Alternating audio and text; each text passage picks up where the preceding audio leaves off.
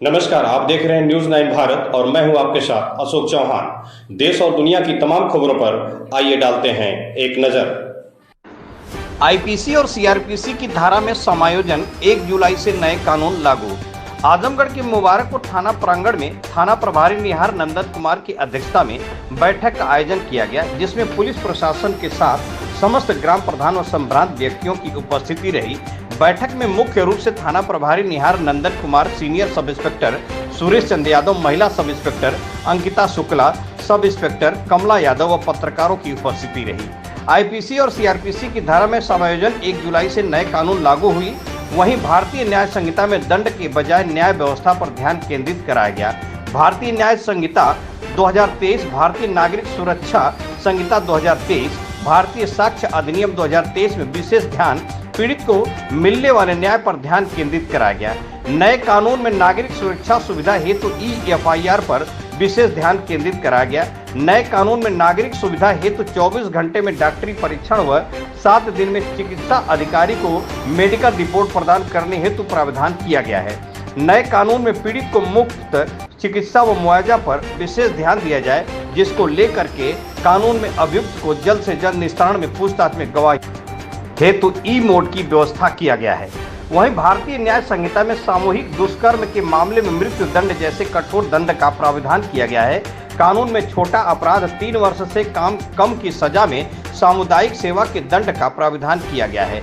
भारतीय न्याय संहिता में नाबालिग किशोर किशोरियों से दुष्कर्म के मामले में मृत्यु दंड जैसे कठोर दंड का प्रावधान किया गया है। नए कानून में अपराधियों की तलाशी व जब्तीकरण के समय फोटोग्राफी व वीडियोग्राफी कराए जाना अनिवार्य किया गया है। नए कानून में मुकदमे के गवाहों की संरक्षण योजना पर ध्यान केंद्रित किया गया है। कानून में राजद्रोह की जगह देशद्रोह के अपराध से परिभाषित कर कठोर दंड का प्रावधान किया गया है। नए कानून में छीना झपटी जैसे अपराध को गैर जमानती अपराध की श्रेणी का प्रावधान किया गया है। भारतीय न्याय संहिता में भीड़ हत्या, मॉब लिंचिंग के से मृत्यु दंड का प्रावधान किया गया है। नए कानून में अभियोग के विचारण शुरू होने से 60 दिन के अंदर आरोप तय किए जाने का प्रावधान किया गया है। नए कानून में संगठित अपराध को विस्तृत रूप से परिभाषित करते हुए कठोर दंड का प्रावधान किया गया है।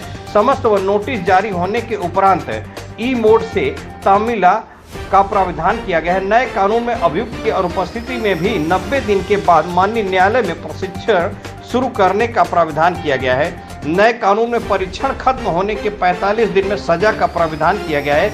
नए कानून में आतंकवाद को विस्तृत रूप से परिभाषित करते हुए कठोर दंड का प्रावधान किया गया है। झूठे वादे या पहचान छुपाकर यौन संबंध बनाने को अपराध की श्रेणी में लाकर कठोर दंड का प्रावधान किया गया है। 7 वर्ष या उससे अधिक सजा वाले सभी मामलों में फोरेंसिक जांच को अनिवार्य किया गया है। मुकदमे के विवेचना अधिकारी को 90 दिवस के भीतर मुकदमा वादी को विवेचना के संदर्भ में प्रगति से सूचित करने के लिए बाध्य किया गया है। इन सभी नए कानून के बारे में थाना प्रांगण में ही थाना प्रभारी व महिला सब इंस्पेक्टर द्वारा सबको जागरूक किया गया। वहीं थाना प्रभारी निहार नंदन कुमार, महिला सब इंस्पेक्टर अंकिता शुक्ला ने क्या कहा, आइए आपको सुनाते हैं। अमित तिवारी के साथ अशोक चौहान की खास रिपोर्ट। नए कानून में अभियुक्त की अनुपस्थिति में भी 90 दिन के बाद माननीय न्यायालय ने परीक्षण शुरू करने का प्रावधान किया गया है। पहले ये प्रावधान नहीं था। पहले ये था कि जब तक अभियुक्त न्यायालय में उपस्थित न हो, जब तक जेल न जाए या जिसमें गैर जमानतीय है तो उसमें उपस्थित होने के बाद ही उसका चार्ज बनता था। लेकिन अब ये प्रावधान अलग हो गया। अब है कि अभियुक्त उपस्थित नहीं भी होता है तो 90 दिवस के बाद माननीय न्यायालय में उसका चार्ज फ्रेम होगा।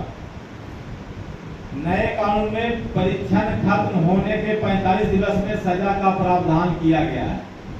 इस परीक्षण से तात्पर्य यह है कि जैसे कोर्ट में कोई मुकदमा शुरू हुआ, उसको बोलते हैं ट्रायल।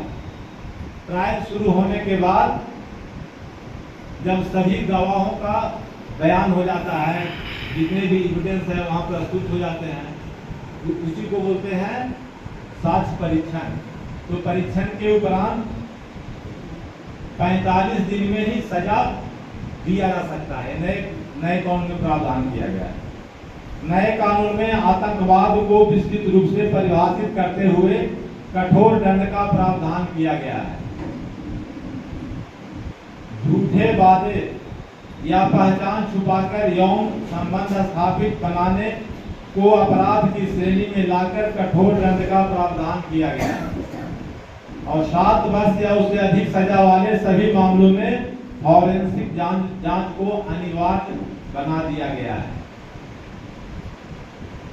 मुकदमे की विवेचना अधिकारी को 90 दिवस के भीतर मुकदमा वादी को विवेचना के संदर्भ में प्रगति से सूचित करने के लिए बाध्य किया गया है।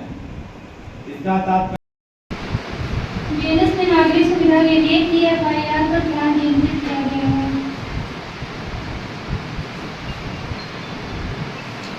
किसी महिला को समझा बुझाकर या फिर कोई प्रलोभन देकर उसके साथ यौन संबंध बनाता है तो बीएनएस में उसके लिए आजीवन कारावास की सजा दी गई है और अगर वह नाबालिग बच्ची है तो इसके लिए आजीवन कारावास और जुर्माने की सजा दी गई है।